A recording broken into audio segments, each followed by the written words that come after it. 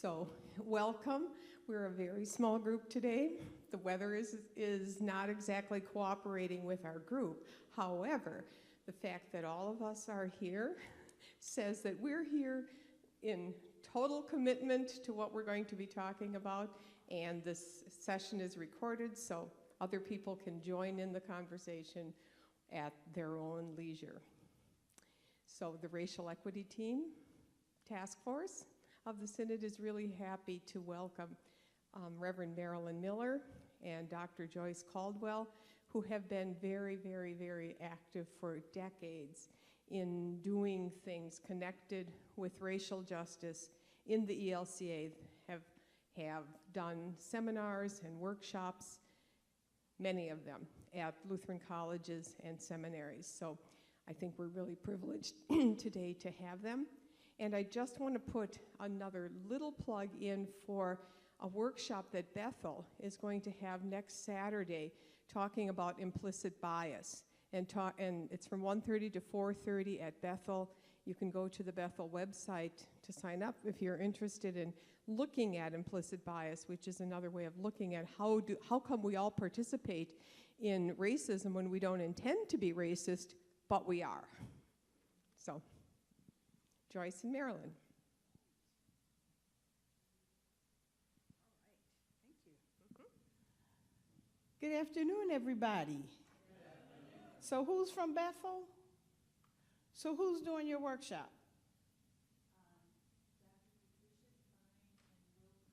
Awesome.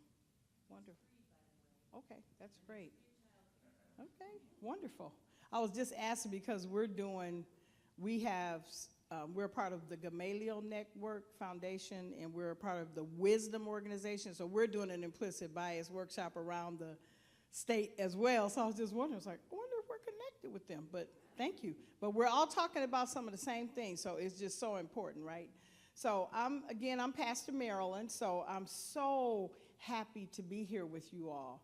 And thank you for coming, because I know you could have been taking a nap or doing any number of other things that might have been more fun. But this work is so important, and so we just are so grateful for you being willing to come and continue the journey together, because we all know in this room this is lifetime legacy work. So we will spend until the end of our days somehow trying to repair the harm that has been done by the oppressions that we have all lived under in some way or another. So I want to start with prayer so that God will, God met us here, God has brought you safely here, but we are so grateful for this time together. So let's pray.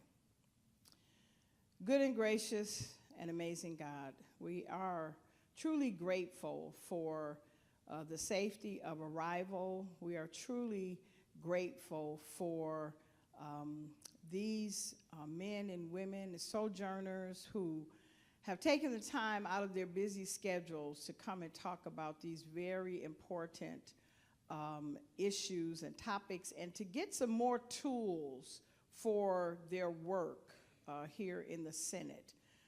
I want to thank you personally for each person present here, and all those who desire to be here but could not be here. We also invite their spirit, as well as the cloud of witnesses who are around us, who hold us up, who cheer us on, who stand beside us as we do this work today. And so we are grateful, and we are anxious to get started. We are going to thank you in advance for the good work that is going to happen here today. And we know that the seeds that are planted will bear fruit, and that the people that are here will take this work and then share it with others, and it will grow and grow and grow. And so now we just invite the Holy Spirit to come and lead us and guide us in this time together. In your holy name we pray. Amen.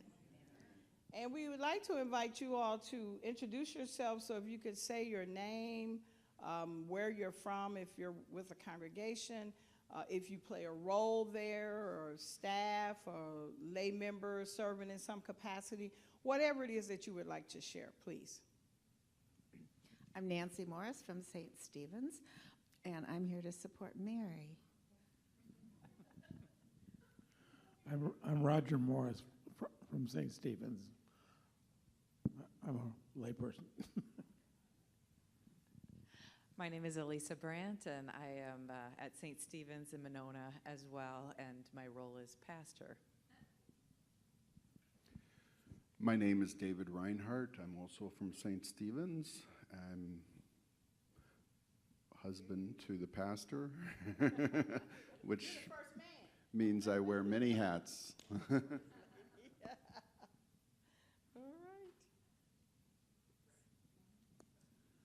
My name is Susan Heidi, and I am a lay member at St. John's in Prairie du Sac, where I rarely get to be. Because I'm Peter Heidi, I'm interim pastor at St. John's in Boscobel, Wisconsin, and Susan is always driving me to get there, so. Come this way. There you go. I'm George Carlson. I'm a member of Covenant Lutheran in Stoughton. And Peter Heidi was one of the first members I ever had in the congregation in Kenosha, Wisconsin. So it's great to be back with him today. My work at Covenant is primarily these days in adult education and trying to help spur that on a bit. Solveig Carlson from Covenant in Stoughton, and just coming off of a 4-week, well actually 3 weeks so far, conversation on racism for our community. And we've had a small response, but we as a team are motivated to move on to do something, and I'm looking forward to this particular time together. I'm Bonnie Block. I'm from St. John's Lutheran Church downtown. And in a former life, I met Joyce when I was staffing the Lutheran Peace Fellowship, and she was staffing the Lutheran Human Relations Association. I'm Vicki Hsu from East Kashkanan in Cambridge. I'm the choir director. Just got off of church council, chairman of the worship committee, and assistant pastor. Hal Hsu, just East Kashkanan lay member. Rolf Nervig, and married to Mary, and so she brings me along to these events. I'm Chris Vansler from Bethel, and I'm the one who brought the poster. So if you're interested at all in the workshop, there's more info at the check-in. And my fellow friend and Caring for Social Justice team member is Wilda Nilsestuin. Oh, she got it all the way right, too. Yes, I'm Wilda and late. Not an uncommon situation, actually. I am from Bethel in Madison, member of the Caring for Social Justice team, the Caring for Creation team, and a member of the Lifelong Learning Ministry Program. I can say, and I'm Mary Nervig, and I'm a member of St. Stephen's. Well, thank you all for coming. As they both said, I'm Joyce Caldwell, and Marilyn and I have been doing this work for many, many years now, probably like the late 1980s.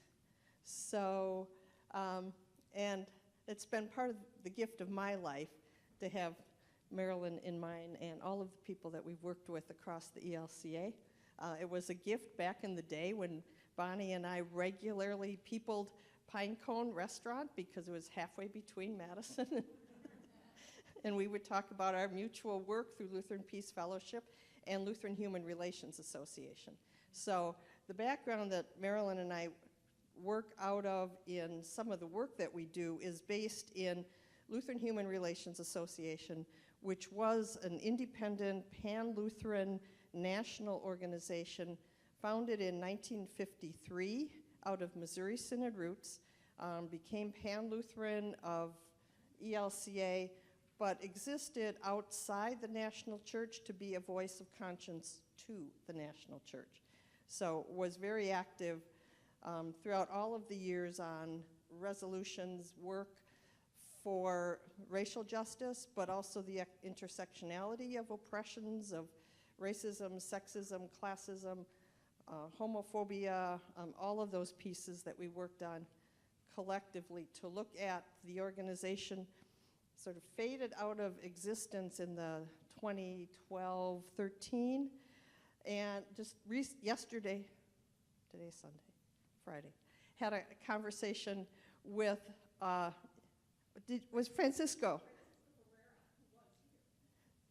who is a seminarian at LSTC and wants to be about the work of helping to tell the story now of Lutheran human relations, to recreate that sense that in the 50s, 60s, 70s, 80s, 90s, there was this passion to be about justice work and even hold our own churches accountable where we need to. And now, again, as we're living in a very different climate than we were even 5 years ago in this country, of saying where and how do we provide a place and space for younger people to have that community of support and solidarity and be able to stand locked arms and shoulder to shoulder, but get the support that we need. So the things that you're doing here, can some of those things happen even nationally as people connect? So that's some of the work that we're doing, and Marilyn and I don't usually do when Mary said, well, people sit in pews and people spend an hour lecturing and then an hour Q&A. It's like, yeah, that's not how I work. Never could happen. People have to be about the work together. So we're going to run through some things and talk through some concepts, but then you're going to be doing the work of that to unpack that. And most of you I think, are at some good tables of working with people who you might share with as we do some of it, and we might have some people shift to be, some kind of shared congregation spaces. So I'm first going to unpack for you some of the spectrum, and that's on your tables, but I'll walk through this first. We're going to look through 5 sort of statuses of congregations. Some of this can parallel even how we go through our own identities in becoming more aware of our racial identity. And much of this work, for those of you who are academics, come from DeYoung et al. And they unpacked in all the multiracial congregation study that I did when I was working on my dissertation, they identified 3 of these statuses as monocultural, pluralist, and authentically integrated. Well, there are places in between of assimilated and transforming. Transforming, I think, the most difficult of those places where congregations are in trying to seek or work for change, and Synod-wide, that place of working for change. So in all of our congregations, communities, we have particular ways of thinking and knowing, and have a culture within our congregations, have a culture within a synod that has a certain way of saying this is what we look like, what we do, how we do it, and why we do it. And so we're going to unpack also some of those layers then that are behind these different statuses to be able to look at how does that shift and change as we move through a different way of being as a congregation. And it's important to remember that this can be really fluid also. It's not like, okay, we're here today, we just do this and then we'll be here, and then we do something else and we'll be here, and we'll never get pulled back there, and then we do something else and we're here, and we just kind of move neatly through stages, and then we can say, wow, we arrived. Would, yeah.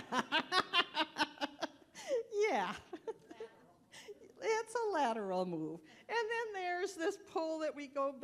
and then there's this that happens, and then it falls back here, and then maybe we get farther as a congregation, and then the membership of the congregation, like of people of color or some other category of identity, becomes more than 20%, and things start to shift and look different, and then people get scared and then go back here, and it's fluid.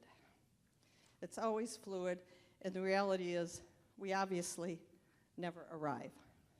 Even if we were in a congregation that's authentically integrated, it would mean there was a whole lot of stuff stirring all the time in trying to figure out what it means and how it looks different and how we work together. So it's that kind of fluid thing. And so we're going to look at some of this, and we'll be unpacking later the culture that underlies this. And it's important to spend that time looking at our own culture, because that's where we get caught, that sometimes we want to talk about or get to know other cultures and enter into those worlds and talk about them. And so one of the things we've often said, even within the ELCA, we have a multicultural commission. And who is in the multicultural commission?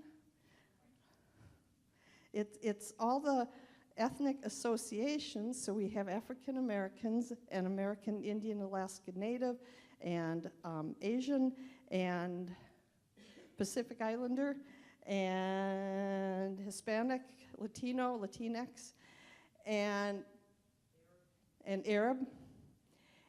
And then it's like, so where are the white people here as equal partners?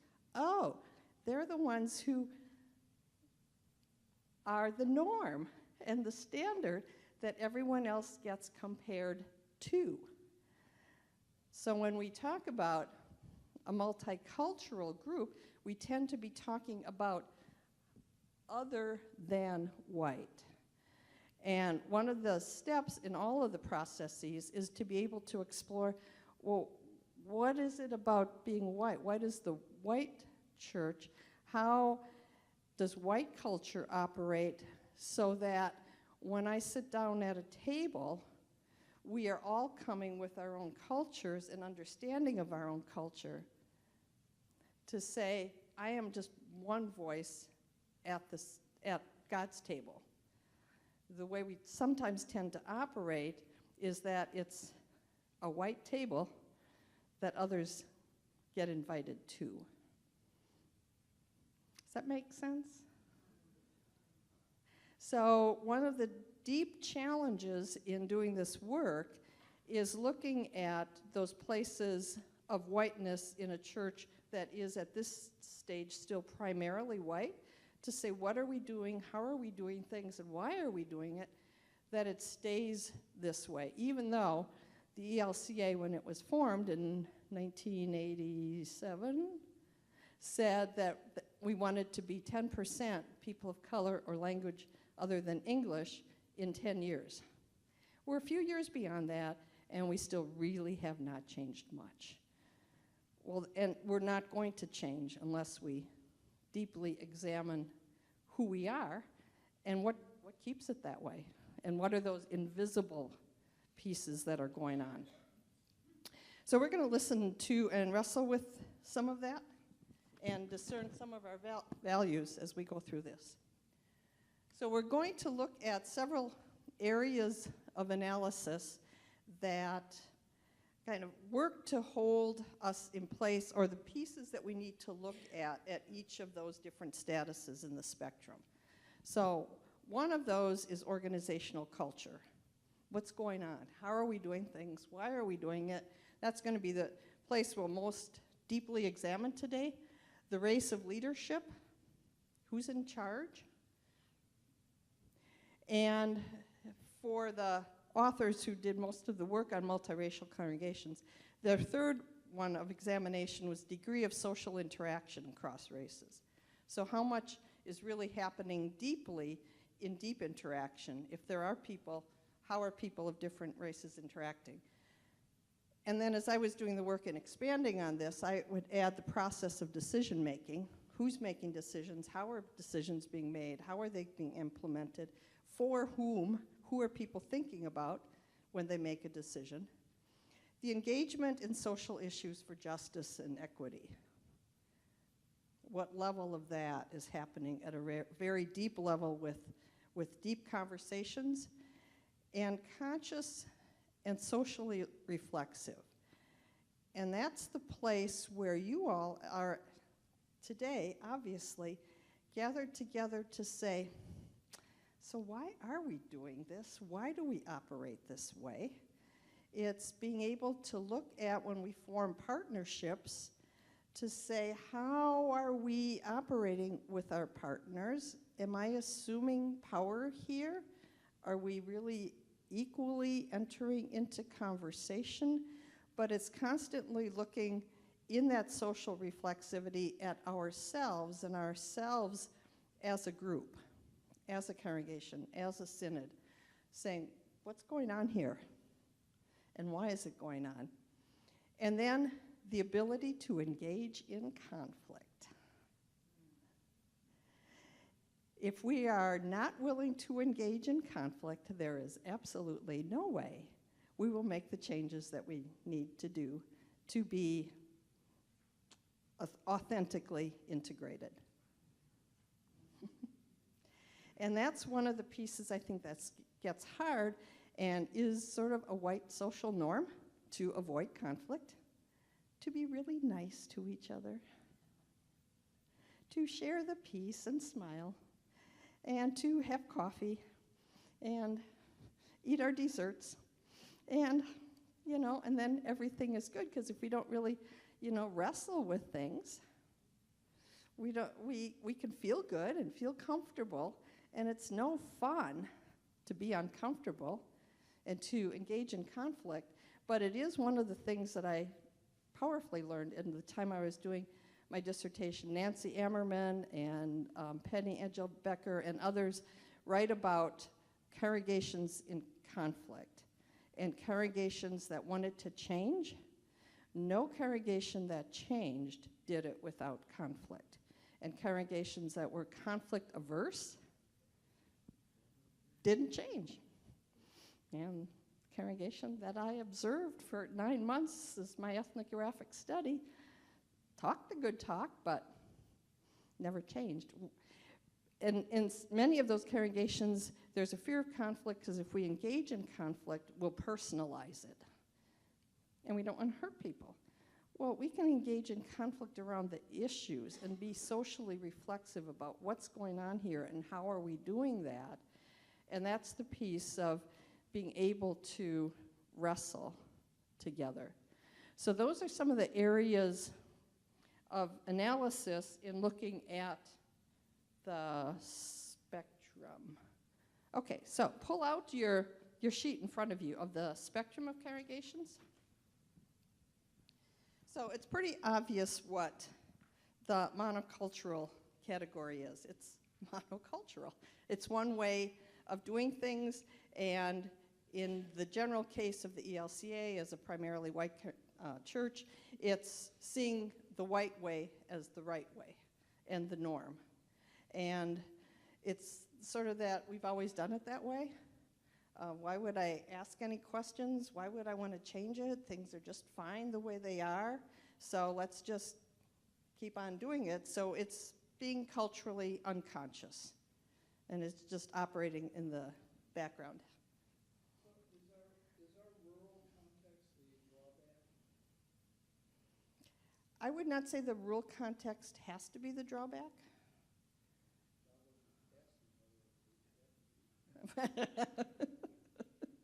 Is it? What do you think? Well, I'm presently serving in an all-white, pretty much all-white community, and an all-white church.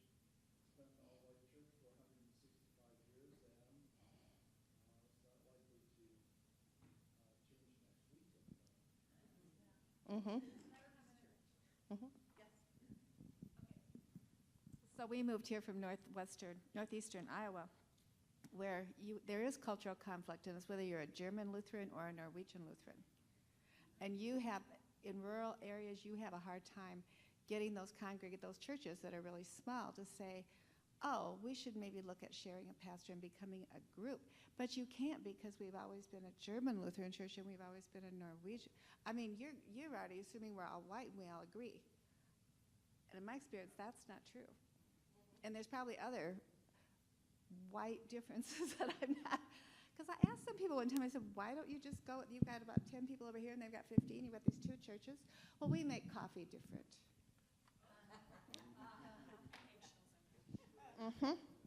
And there still are deep underlying differences, also whether churches came from the LCA or the ALC or the AELC. We haven't even talked about trying to get along with the Missouri Synod. Yes. Or the Wisconsin. Yeah.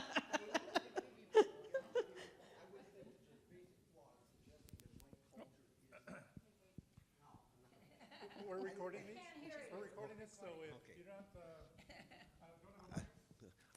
I believe there's the basic flaw in suggesting that white culture is monoculture. That indeed there indeed is significant difference in whether you came out of a Swedish or a Norwegian or a German or any other of these. Most of the ELCA came out of ethnically congregations, and they are not monoculture.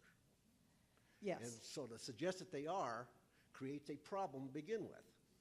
Yeah, and I would say, that monoculture, thank you for that, is really more about what is that culture of that congregation, because often that lack of coming together as churches is because the Norwegian Lutheran congregation or the German Lutheran congregation or the Swedish has its own culture. And that's the monoculture that defines it, or it's a rural culture.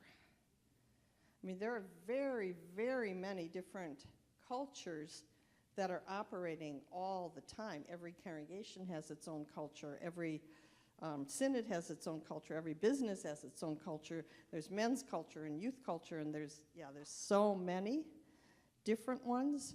But it would be sort of that, what is the historical tradition of the particular congregation that it's operating out of? And then even as that congregation operates, often doesn't think about, well, why do we make the coffee this way? Or why is coffee time always at a particular time? Or who runs the kitchen? And who brings the food, or who washes the dishes? Or, I mean, that's the stuff that is the culture of the congregation that often is just not talked about. And when people do it differently, it's like, what are they doing? So it's sort of that, just the unconsciousness of whatever the culture of the congregation is. So yeah, thank you for raising those questions, because that's critical and very much a part of separation, even when churches can be down the road from each other and a mile apart or less. Yeah, so the community I live in is Cedarburg, over there. 4 ELCA churches in a small city of 11,000 people. And then Missouri Synod and Wisconsin Synod and Methodist. And so, yeah. So, yep, exactly. And how to break through that to talk is challenging. Just a thought on this monoculture and so on. That's true. There are various ethnic background cultures, but if I, as a white guy, walk into a congregation, an ELCA congregation in, let's say, Delavan, I will be accepted in a certain way, whereas if a person of color walks into that congregation, they will be immediately other they will have otherness about them. So Mhm. that's an issue.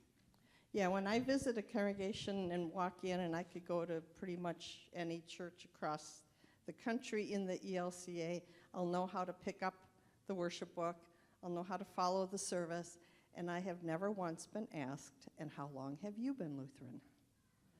Marilyn, how often has that happened to you? Even though she also has been Lutheran all her life. But there is an immediate assumption of that otherness.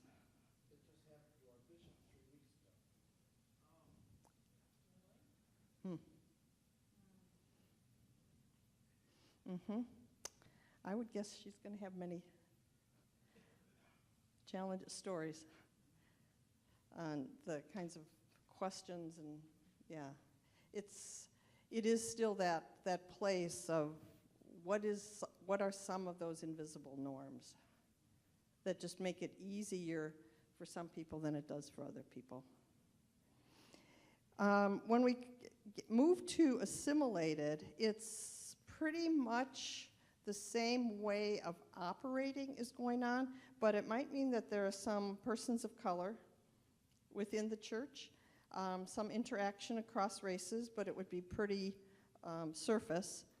Mostly unaware yet of the cultural norms and the habits of privilege and the paternalism that underlie it. So people can come in, but largely come in and be like us and do things the way that we're doing.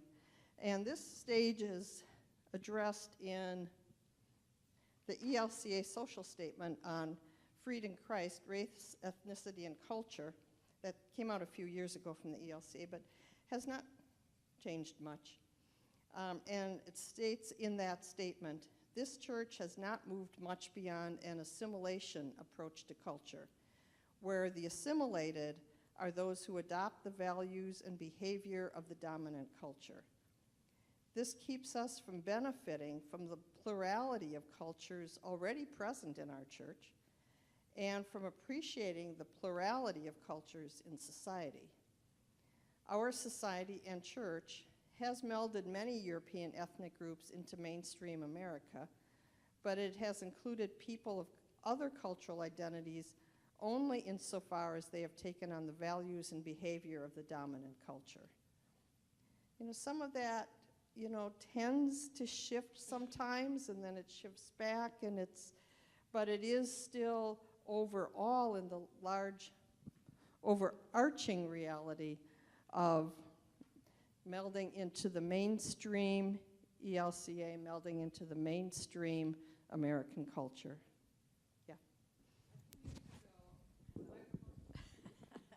A few years ago, I co-taught a course in cultural competency to a group of farmers and professionals who worked with what was then a new population of Hispanic immigrants in dairy country, where the farmers were hiring Hispanic workers for the first time. There was obviously a huge language difficulty, lack of communication, but the bigger divide was the understanding of the culture.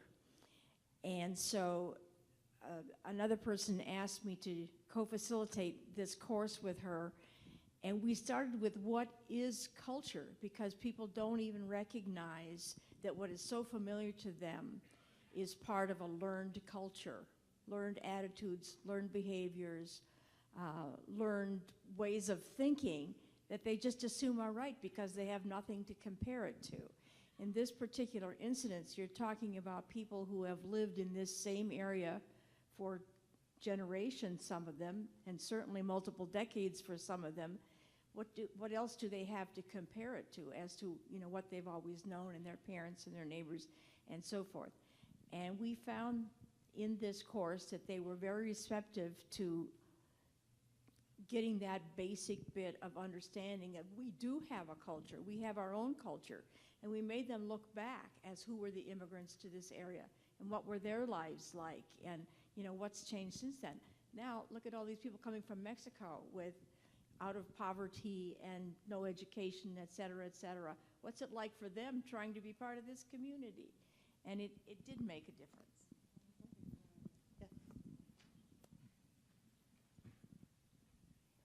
One of the most hopeful stories I've heard about that particular issue comes out of, I think it's Buffalo County, anyway, the western part of the states, of Wisconsin, not the states. And what happened was the farmers asked a Spanish high school teacher to teach them some Spanish. But Puentes, yes. And what happened next was she started taking farmers down to visit the hometowns and families of their workers. And lo and behold, they had all these things in common. You know, family was important, working the land was important. And one of the farmers has frequently been quoted as saying, "They're sending us our best people." So experience is also a critical thing, I think. Yeah, the experience is just amazing because our culture is the water we swim in, the air we breathe. It's being fish. We have no clue what our culture is until we get out of it or are in relationship with someone from another culture. So those are the monoculture and assimilated. Then in the pluralist, that means that there might be a presence generally of more than one culture. That could be people of color culture or LGBTQIA or other oppressed group. So it's where we're really dealing at the what level of culture of pictures, music, art, some worship styles. So this is often where if a congregation is in some of the process of change, they might have two different worship services. So one service stays traditional, the way the congregation has done it, and there might be another service that's a Hispanic service or African American or Hmong or Native or whatever the other group is. So rather than working through some of the differences and figuring out how we build one community, it's a pluralist reality where we coexist. And so it's a place on the journey of recognizing, and that's another way to begin to be in interaction with another culture, but often in that pluralist, it's still usually pretty superficial, that we'll finish this service and we'll quickly get out of the building before the next group comes in. So it's operating more in two separate worlds in that pluralist place.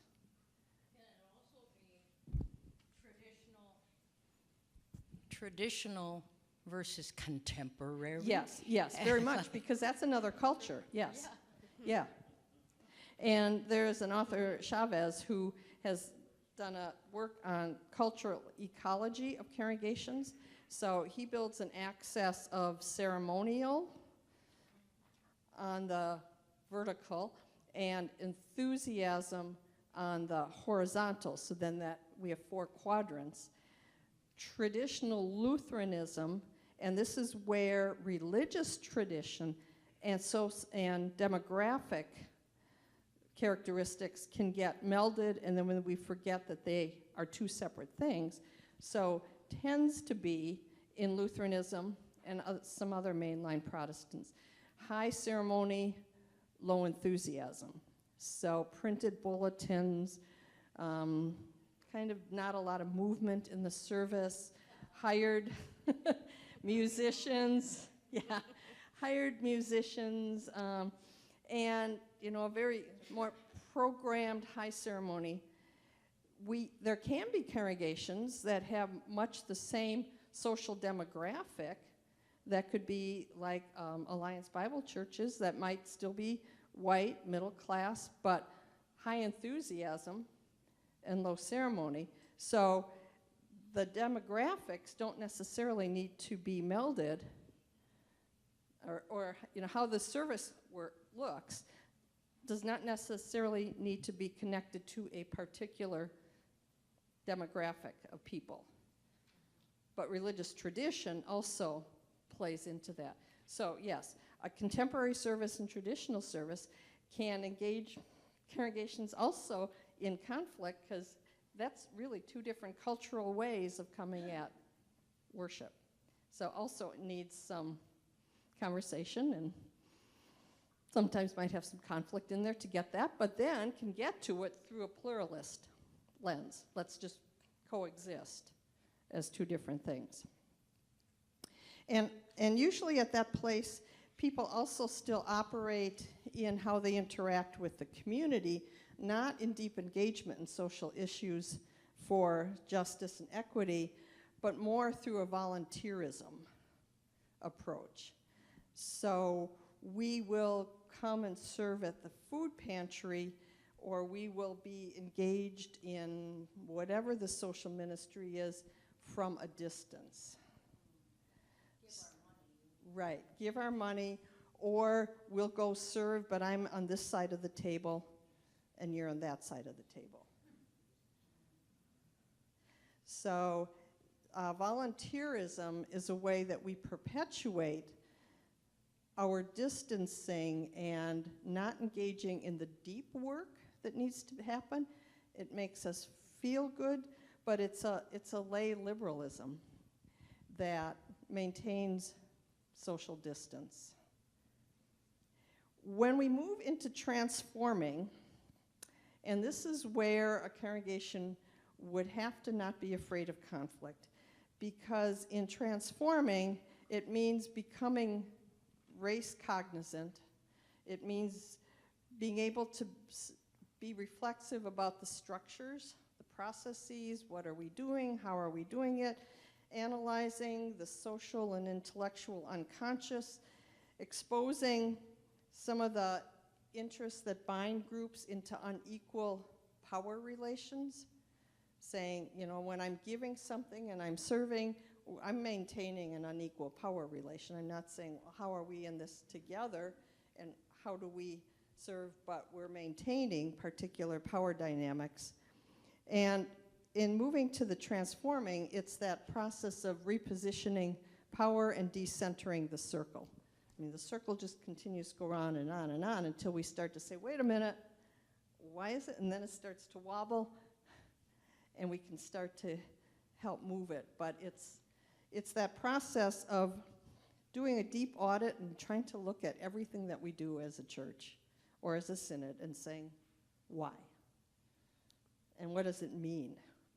What does it mean? And authentically integrated, I know that there are some churches who are,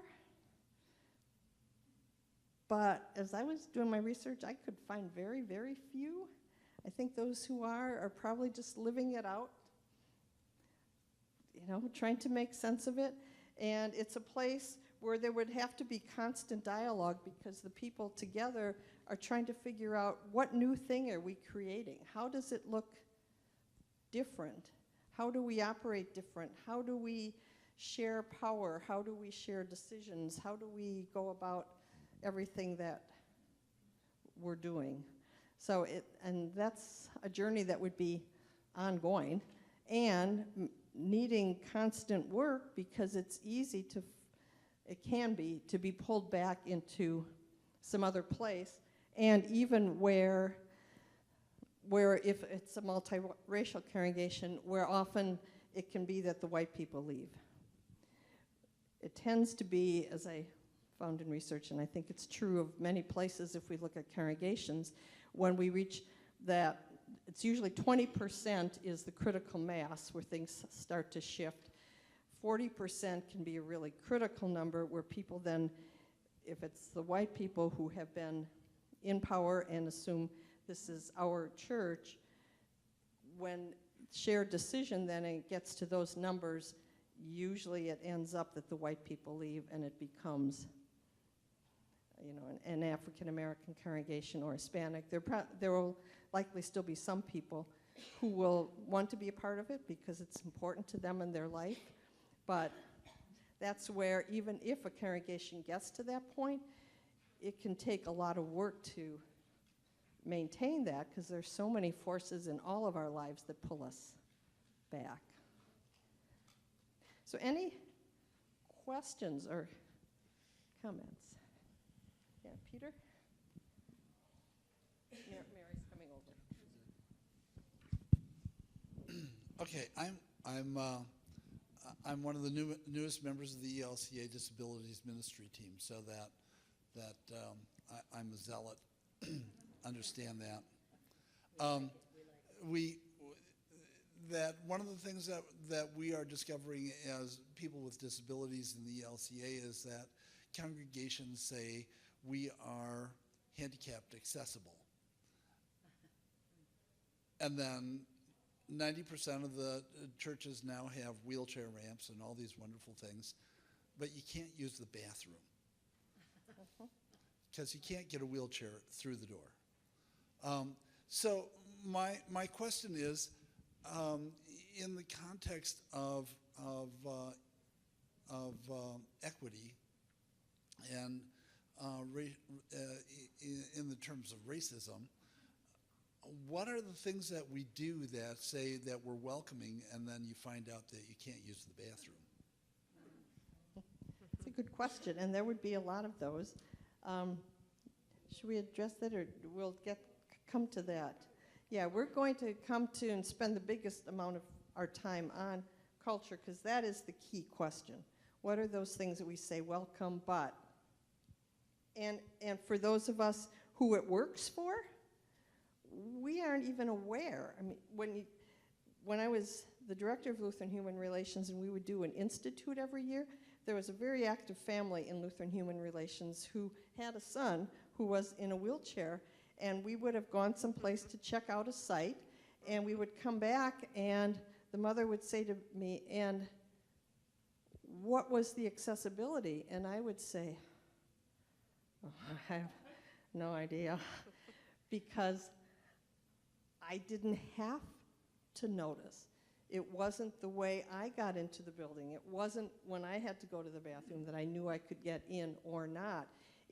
That's a really good example of how it is so unconscious for any of us who can move in and out freely and not say, well, what does that feel like for someone who doesn't look like me? And that's the big part of culture that. If you look at your model, isn't the ELCA essentially a new congregational culture?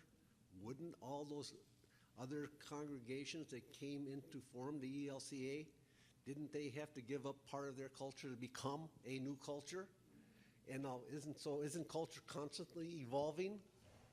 Yes, culture is constantly evolving, and the question why it needs that constant questioning and reflexivity is say, where is it evolving and why is it evolving? And as it's evolving, who is making the decisions about its evolving? And what new way is it starting to look? And in this new way that it's starting to look, how does it feel for different people? So it is that place. Culture is always evolving in all places, and it's how we look at that. Or what we drag along. That's it.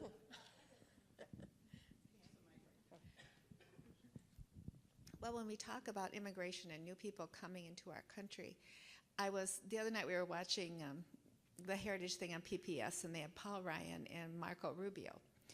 And, their position on immigration has been very different. And when he talked about Paul Ryan's immigrant past, he was floored. He had no idea. I think once you get power, you forget that your family had the exact same struggles that these immigrant families coming now. And you can know it intellectually. Well, yeah, they were in Ireland and they were starving to death, but that's not the same as these people coming from Central America who are starving to death. We don't have the same obligation to help them because I'm here and I've got it. So we just forget. We forget, yes. And it's so easy to forget. And I hear people talking about people coming over and they should just learn learn English like that. And then I'm like, talking to my mother not too long ago, I found out fourth generation. She did not speak English until she went to grade school. Fourth generation speaking German.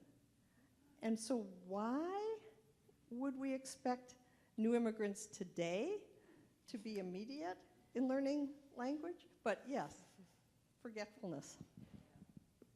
And I think we often forget that to buy into all of this, you have to give up your culture. I mean, that's what becoming white is, right? People gave up their German heritage, their Irish heritage, their Polish heritage to fit in with this new culture, which is the one that overlays all of the cultures. And that's, you know, so we're peeling back a lot of things, and this is what we're doing today. So yes, we're going to talk about this. So we want to have you dive into this actual exercise here. Some of you are from the same congregation, so you might want to use your congregation for your, you know, say, where are we on this? Oh, well, here's our questions up here. So using the spectrum that you have, analyze the current status of your congregation and or the Synod as a whole. So looking at that, recognizing again, there's no perfect anything. Sometimes you're in two places at once, right? We straddle, so it may be like a loop, right? So where do you see your congregation? Where do you see the Synod? And then what do you base that on, right? What comes to mind that why you say that, right?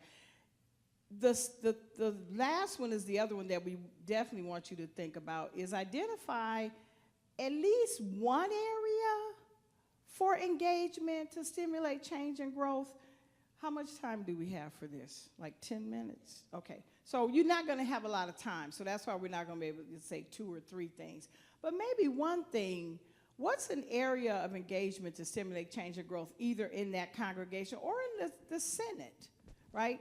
So as a table, I guess you have to decide. I don't know if you guys, this is all saints? Okay, so you guys can just do the congregation if you like to. Is this a mixture over here? Okay, so you want to do the Synod? Okay, and what about here? Do you have part? 3 different congregations? Is there's a couple of people, one from each, or?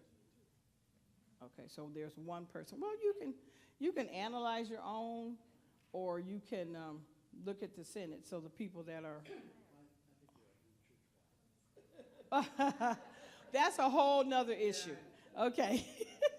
Let's stick close to home, okay? Because you know what, church-wide, right, but the reality is this is where our work is, our most immediate work. So everybody got a piece to work on? Where do you see it on the spectrum? And then identify, and I mean, I don't think we're gonna have time to look 3 or 5 years ahead, but if you do, you do. But those 2 things first, okay?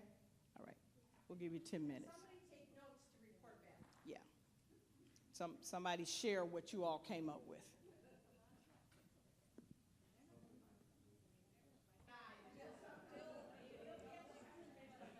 Okay, we need you all to just jump in, because I know this is not easy, and we're trying this on for size, okay?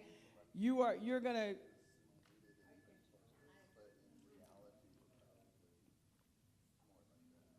Yeah, and we said we're arranged, right? You can be arranged, because we don't necessarily sit in one place or whatever. So why don't we start right here? So everybody, they're gonna start, okay? And then just jump in with whatever piece you can jump in with, because, you know, again, we're just trying this out and getting a feel for it. And we see it's not easy, right? But this is where the real work comes in. So who's talking? Okay. Okay, well, here's a little diagram that would represent where we're at. I think, you know, here's us and, you know, the outside, so to speak. And, you know, we've made progress. We've taken steps to make this. But it's too little yet. Where would you say? We're very much still in the monocultural, to be honest, but Okay. we like to believe that we've made positive strides toward Okay, assimilated. so a toe, you got a toe. We have a couple toes, A couple toes. I think a we're foot. going to give Half ourselves a more foot. than And intellectually, we're clear down here, not there. We wish. So, Mary, why don't you take it back there, and then I'm going to do this. Who's the talker? So where do you kind of see? We started with looking at our own churches, and we're out in the country in Norwegian area, so we are totally monocultural. Some people around me have a bit of assimilation, perhaps. I think what my husband thought of is that as Lutherans, we're not real good at evangelizing and bringing anybody in. I mean, as a Lutheran church, no matter what culture we are losing members, so we need to work on evangelizing and bringing in members and keeping our members. And then this woman, forgot her name. No, it can be anything. Bonnie? Bonnie had a good idea that probably as Lutherans too, we're really good at charity. You talked about really helping others, but we're not real good at talking justice. And a lot of our younger people, if they want to do charity, they are in the Lions Club, they're in the Breast Cancer Association, they're in the Rotary, whatever. They do their charity there, and they see that we're not doing much injustice. And they see the church as hypocritical. We do a lot of talking, but we don't do the acting. So Did you guys kind of look at the Synod? we kind of looked at our own churches. Okay, so where did you place your church? Like, what's the range of where you? I think ours is monocultural, and I think you guys would be assimilating, maybe. Assimilated, moving toward. Probably assimilated toward and moving, trying to move toward pluralist, but it really is that whole thing. I think the other thing is that and we talked a little bit about this, the sad duty of politics is to bring about justice in a sinful world. That's my definition. And we are scared to death of being political. And so we do not speak up, and we do not work for system change. And I think that's one of our problems. Okay, anybody else want to add something else to the table before we come over here? Well, my church is in downtown Madison, so we have perhaps more of a mix of possibilities of people coming in. In my opinion, younger people are attracted by some of our ministries for which because they work full-time, those ministries are pretty much carried out by retired people, such as the homeless work that we do in the food pantry. Those are the two that I know attract some people. And yet, there's so many people who help out with those things, particularly the food pantry, who fall in that volunteerism category, where they're very happy to help as long as they're the powerful person dispensing the help and to the deserving. I mean, that attitude is all in there, so we've got so much work to do along those lines. So I felt we came in somewhere between assimilated and pluralistic. And I don't want to lose the other thing that you were talking about is that a number of years ago, you had a couple of Latino pastors, and at that time there was a pretty vibrant Latino congregation, but it was pluralist. It was a separate congregation, and now those pastors have moved on, and you said that there is no longer really a Latino presence there. And so they moved on, and now there is a Nepalese worshiping community, but it's once again separate.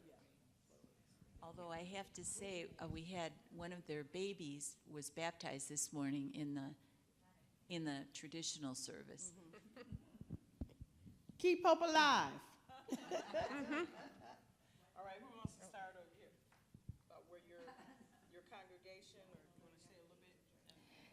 Well, our congregation of Covenant in Stoughton, I would say is hasn't moved, if at all, beyond the monocultural.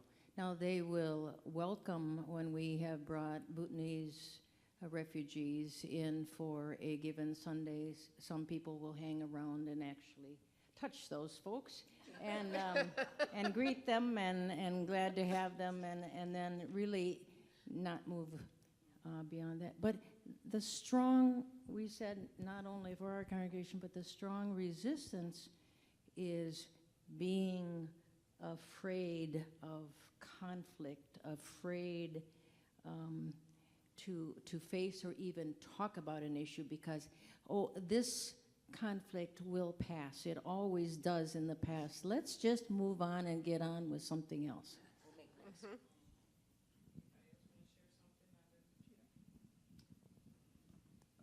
My congregation is also monocultural, but that we're leaning. We have leanings in our congregation of thinking about possibly thinking that maybe we should talk about it. I would just like to add to this mix that Eric Carter, when he says that he's done a lot of work in cognitive disabilities, but that he says, you know, when a congregation is faced with a new ministry, the first response is always no. No.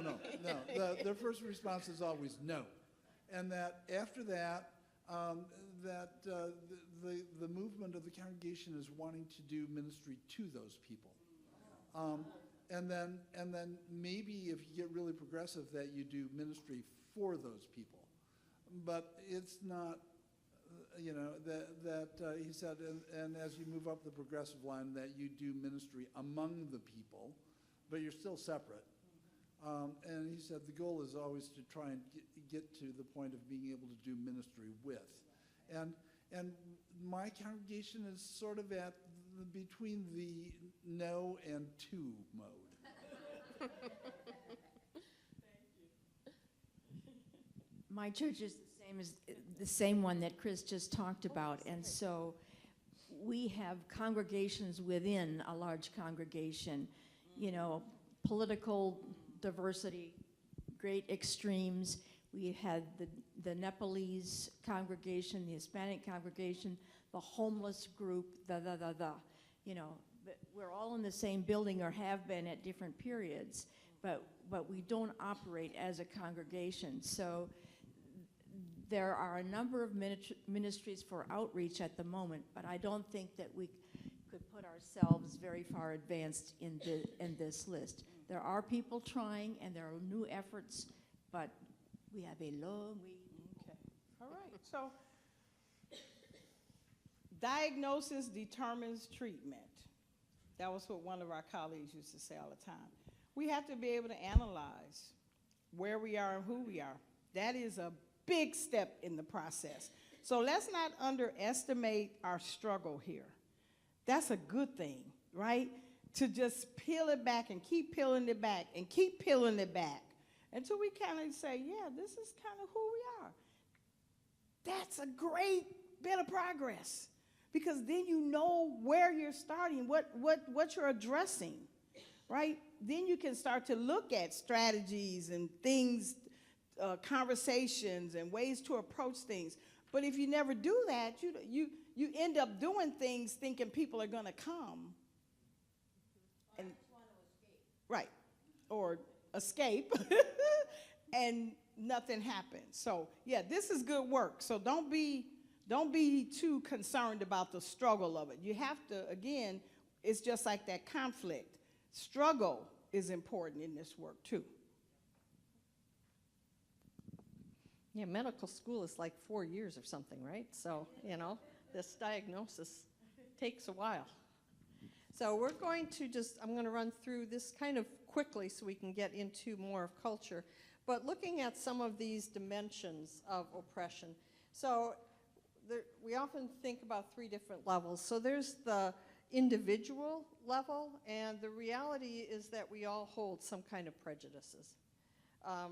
And as we get to know people, we can broaden our experience, we can do some more work, but at that level, it's not in and of itself addressing racism. And that's where people sometimes, when we're talking about racism, they say, I'm not racist. Well, that's the misunderstanding that an individual in and of themselves can very much act in racist ways, but it is the system of the institution that is what gives racism its power. That's the place where it's the social structure.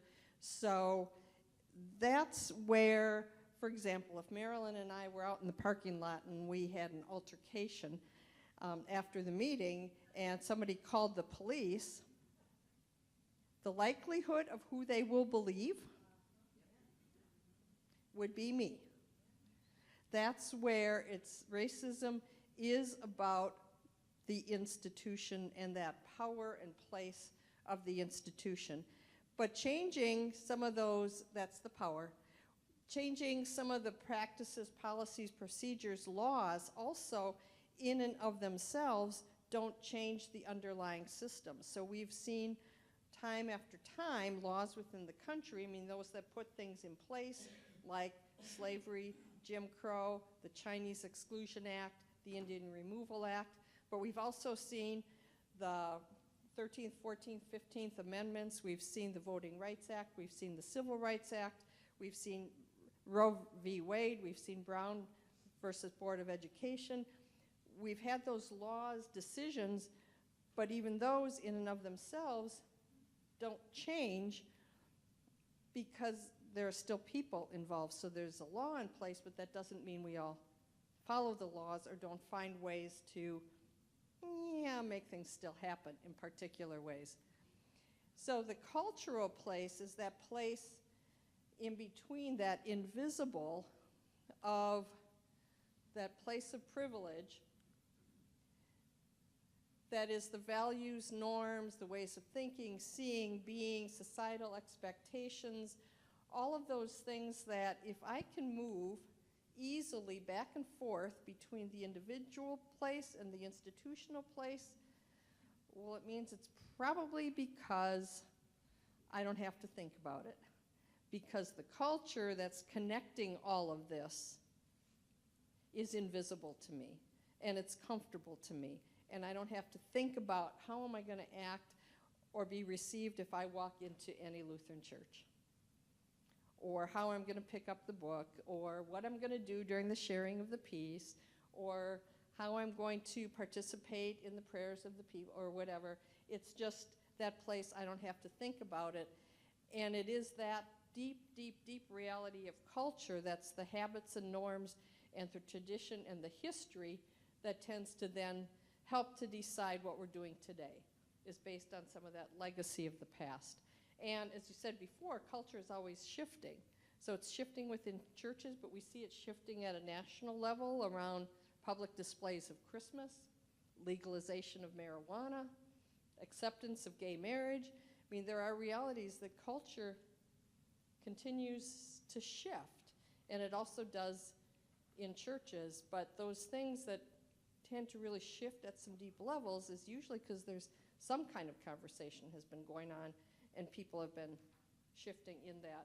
But that culture is that deeply embedded habitus. It's like I think about it, if I were a computer and I turned myself off at night, turn myself back on in the morning, the default goes back to, so even if I've made some changes in programs or things along the way, tried to learn some things, shifted, well, my default easily just takes me back. So Marilyn's going to unpack more of that culture as that.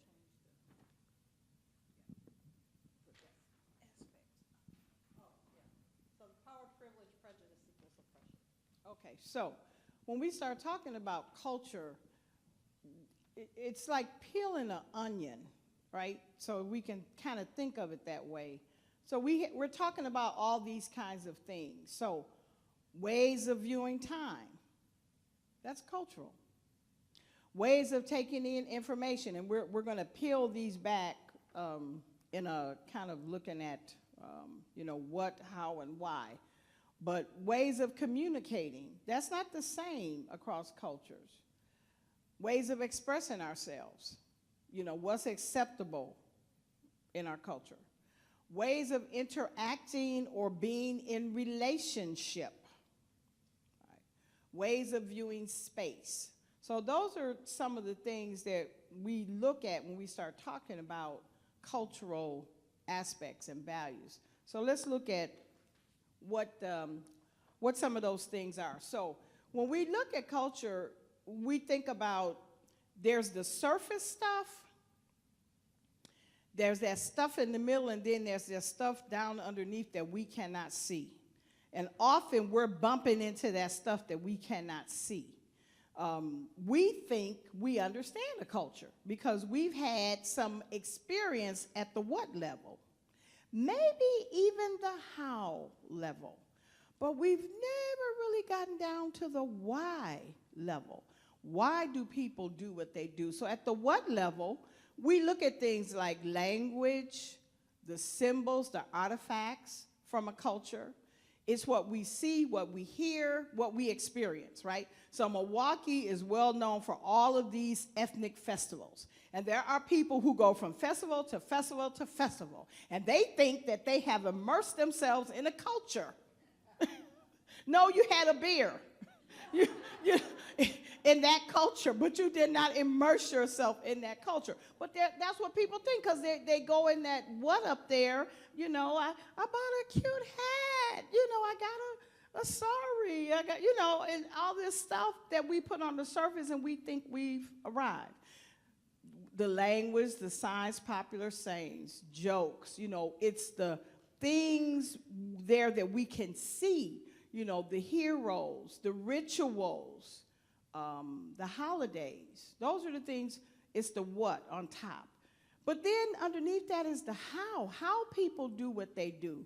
It's different from culture to culture. So we have to look at things like customs and practices and interactional patterns, how we live in relationships, how we celebrate and interact, how we communicate, how we view social roles and authority, right?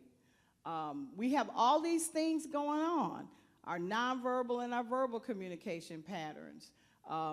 Sometimes it's how we get in trouble when one culture sits in critique of another culture, right? Who are we to say? That's not your culture, right? We can look at things that people do and we're like, what is that? Why would they do that? Well, they have a rationale for that. You may not understand it, but this has been going on for centuries in these, ethnic groups and cultures, but we think we're supposed to critique it and figure it out based on our standards, and that's where the problems come in.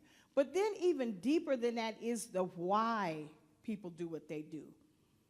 Underneath that is these values, our values. What do we hold dear to ourselves? What our beliefs are and our expectations, why we live out and manifest our culture in certain ways, right? Those are the things that is at the heart of the matter. Because, when you start touching that, now you're messing with my stuff, okay? I'll let you wear that hat up there. But when you start coming down and touching those very tender places that are the heart and soul of who I am, then we're going to have a problem.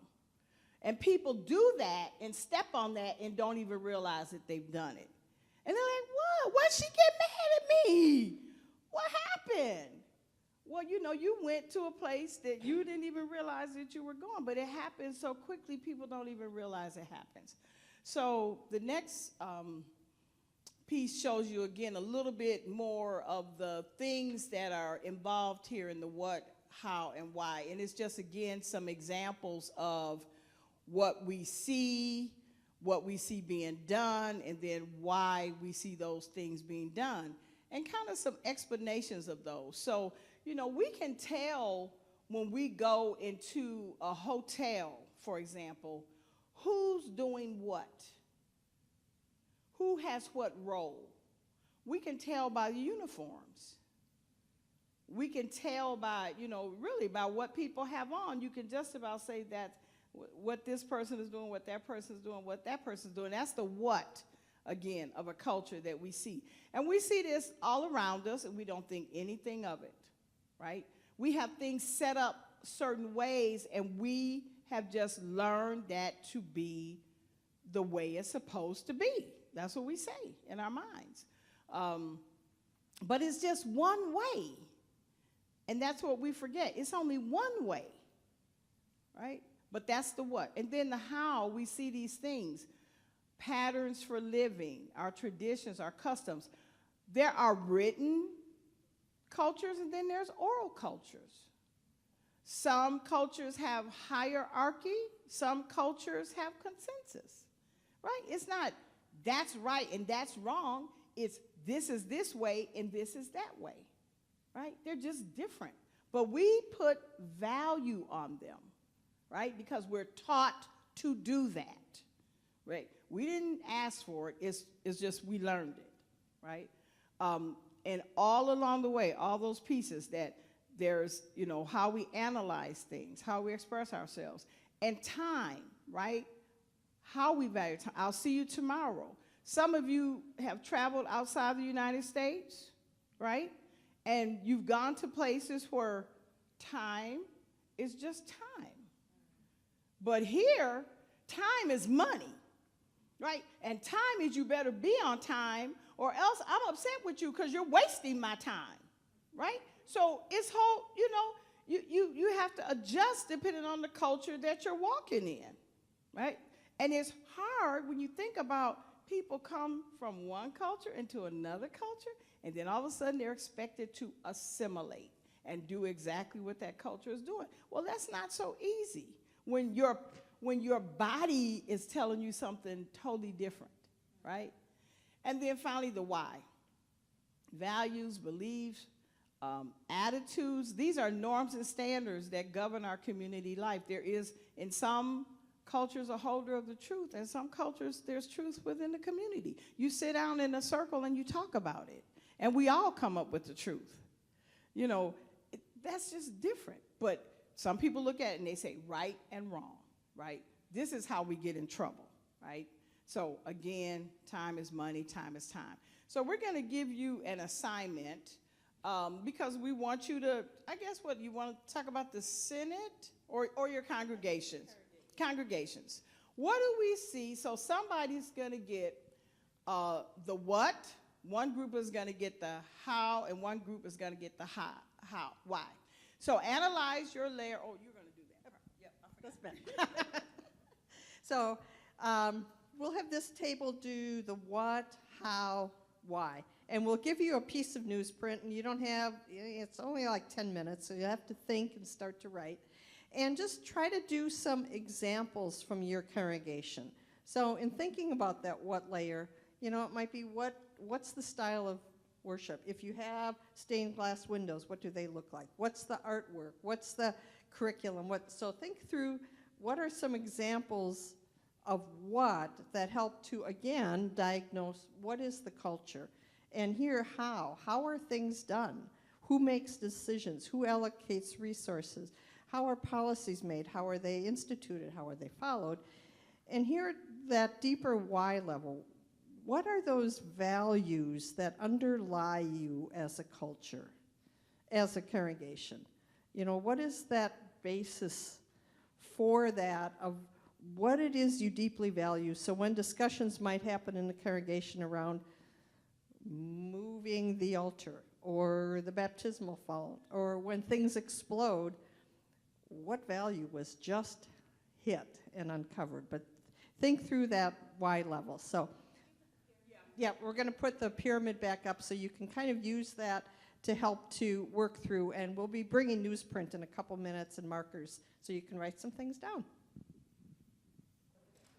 Okay, I'm going to call your attention back because we want to honor your time and get you out of here on time, and we can't go much past that because that's the way we are.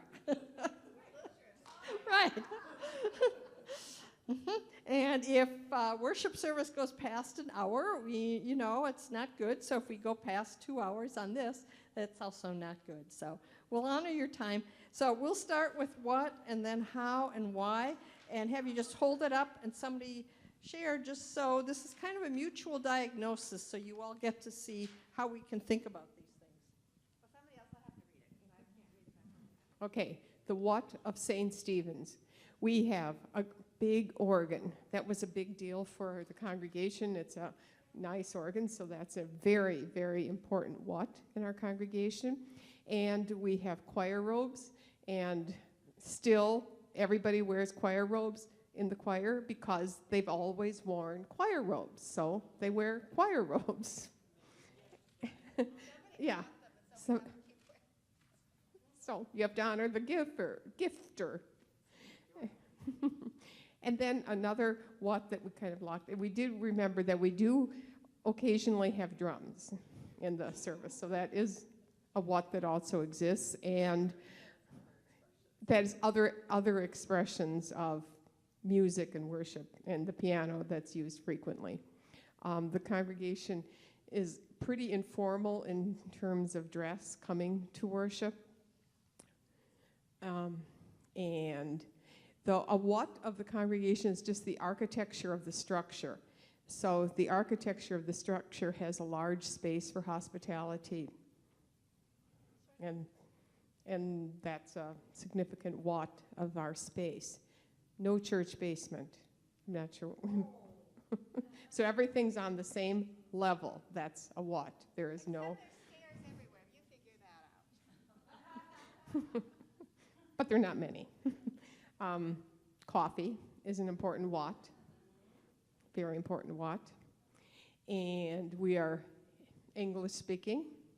Everybody speaks English, knows how to navigate in our English language and English-speaking worship bulletins, hymn book, etc. And a what in the congregation is a social justice awareness from Palestine to current social justice. That has been a what that has been part of the culture of St. Stephen's.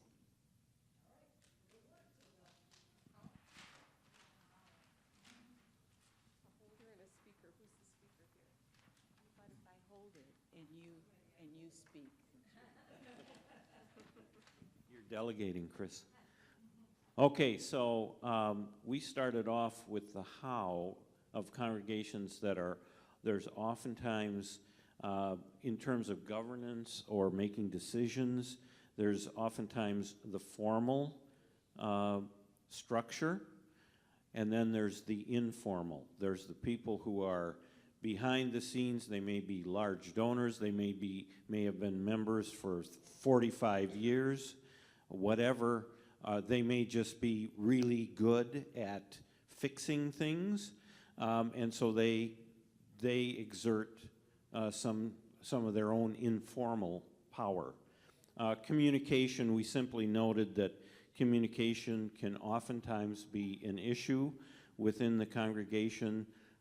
Just one group communicating with another, the music person not knowing what somebody else was thinking of doing at that worship service. So the difficulties of communication. And then traditional practices are oftentimes one of the hows that are very ingrained to the point where there's resistance to change of those traditional practices. And then we talked about time, that there's a standardization. Bonnie mentioned that there's time is money, like Marilyn said before. And so there's a strict sense of time because it translates, it functions within so many of our lives, although less so for some of us who are retiring. But it's still there, that time has an expectation with it.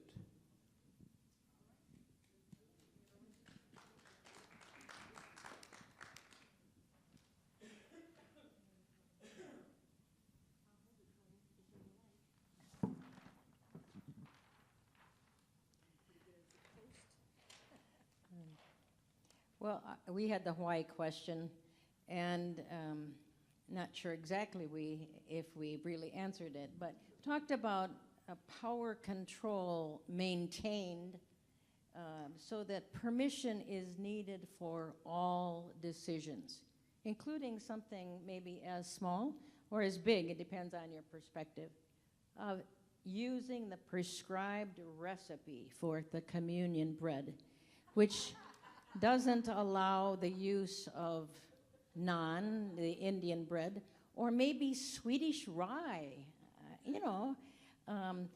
So who is it that called us to remember? Is it a call to remember the Roman meal bread used or the unleavened bread? No, Jesus said, what I remember, Jesus called, remember me in the sharing of bread and wine. So,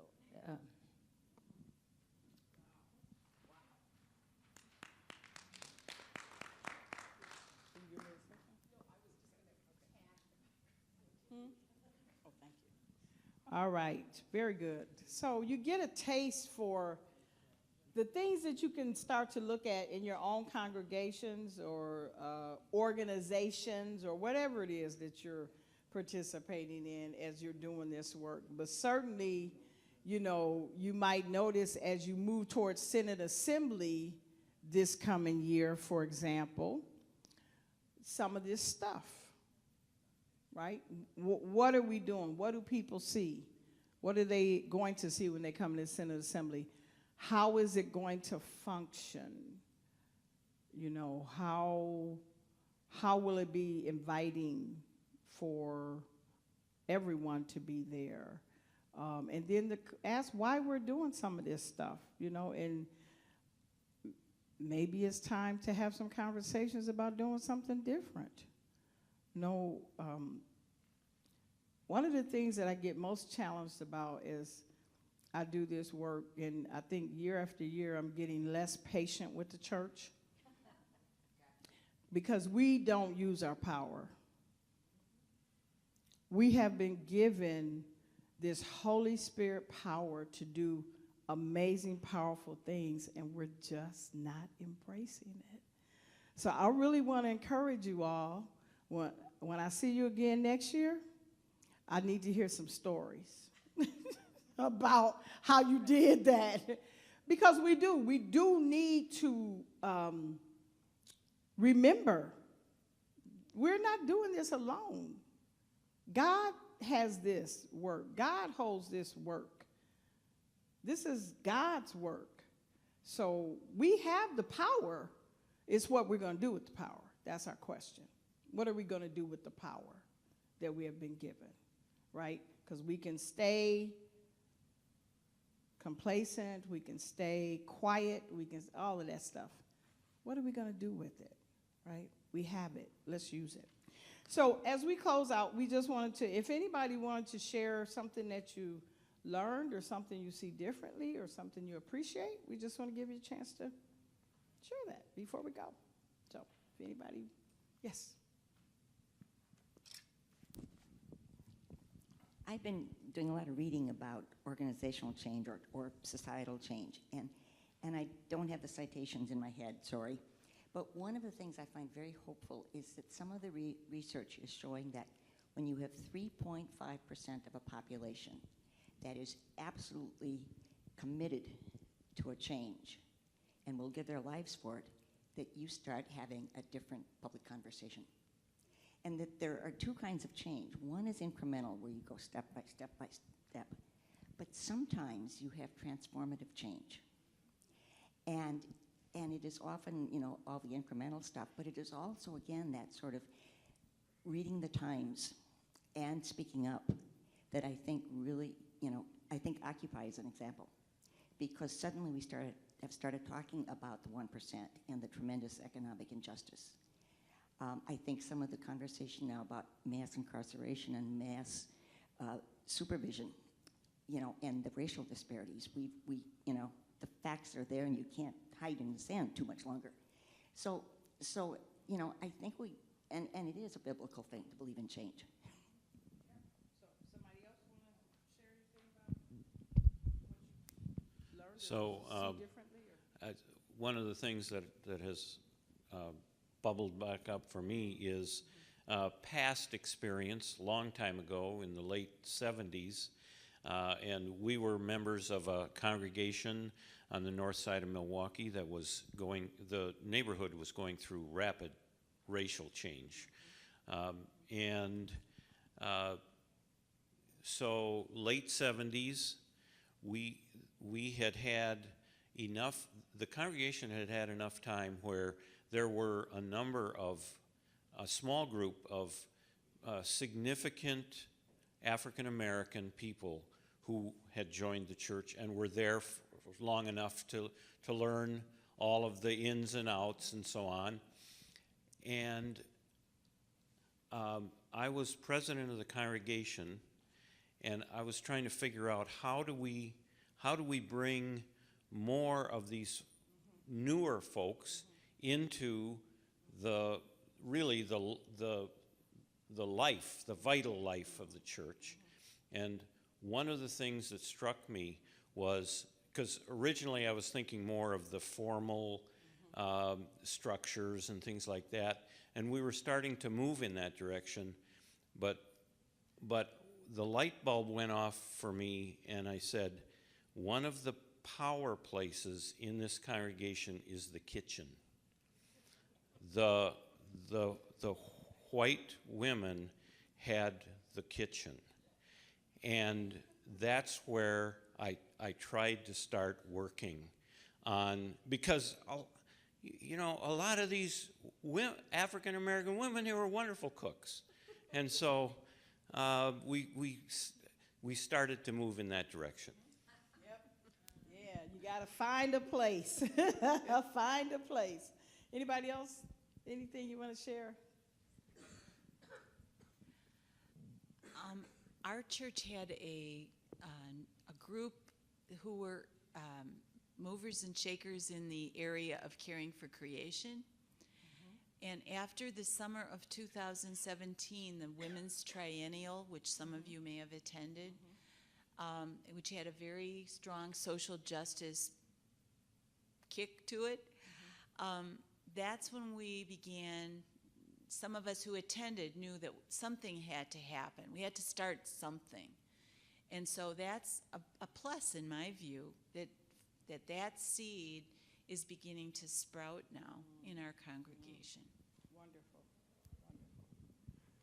Any others? If not, we will honor the time. And I think that, I appreciate that organizational comment about the 3.5% and the energy that I think goes on in our synod. It does feel really hopeful, and I think the energy of how we as a group, and that's one of the things we're talking about in the Racial Equity Ministry Task Force, is we have had a lot of education, and we are looking at, we're going to continue that at least for the time being, but we want to do what we did today, where we make the rubber hit the road, and we do some working with and allying, and we actually act kind of what you were saying, Sonia, like maybe we're the body of Christ. Maybe this is sort of about God's work, our hands, and the work is happening, but let's put our hands into the work of God's kingdom because it's happening, and we get to participate if we choose to. So just the plug for the next one, we will continue the educational events, and it's going to be a really short time because we always do these events based on when our speakers are available in the month. So the next one is available March 10th, and we're having, oh, you just looked, Wilda, like you can't. Okay, great, wonderful, because Michael Gueno, whom actually David Reinhardt knows and is a colleague of his at Whitewater, and a couple of people had heard him. He is Ho-Chunk, I believe, and he's going to be talking about Native religions and restorative justice. And I think it's going to be another one of these really dynamic, we are going to sit and learn a lot. So put March 10th on your calendar, Dr. Michael Gueno, who is same time, same place, all of that, yeah. All of that will be the same. So tell your friends and family and fellow congregational people to join us, because I think that also for our task force, the looking at some of the Ho-Chunk history, because that's the native nation that we invaded and we are inhabiting. So appreciating some of the history that we learned, from Henning Garvin was amazing. Is it? Okay. So it'll be light. So before you go, oops. I was going to get to that, but that was second on my agenda. Before the thank you to the speakers is going to be there, you might find some evaluation sheets on your table. If you would be so kind, we really appreciate feedback that you can give us. So if you can fill out an evaluation and just leave it on the back table when you leave, appreciate that.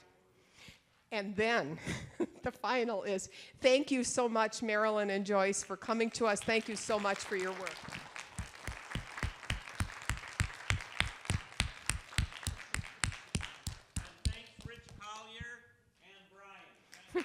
Always. Thank you, Brian. Thank you, thank you, thank you.